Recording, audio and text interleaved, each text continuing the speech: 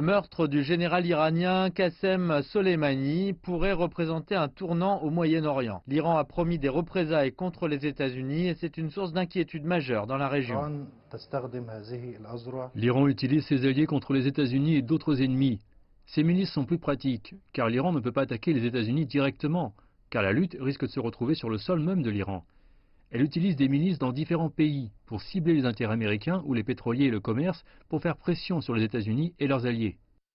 Les États-Unis envoient des milliers de soldats supplémentaires dans la région pour assurer la sécurité. Plusieurs pays du Golfe qui accueillent des bases militaires américaines, comme l'Arabie Saoudite, les Émirats Arabes Unis et le Qatar, sont en état d'alerte de peur d'être pris pour cible par les forces iraniennes ou leurs milices alliées. Ces développements pourraient avoir des effets dévastateurs. Il y aura un impact économique et pas seulement sur la sécurité. Nous avons déjà vu les prix du pétrole grimper après l'attaque. Les importateurs de pétrole en seront affectés. Nous allons voir le prix de l'alimentation et des produits de première nécessité augmenter et aussi le commerce se réduire si la situation s'aggrave encore.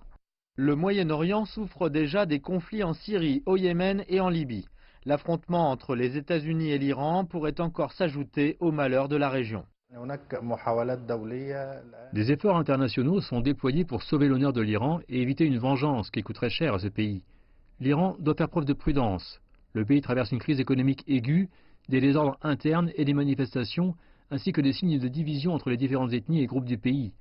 Toute escalade pourrait exacerber les problèmes internes et provoquer un véritable chaos. Pour l'heure, les pays de la région s'attendent au pire.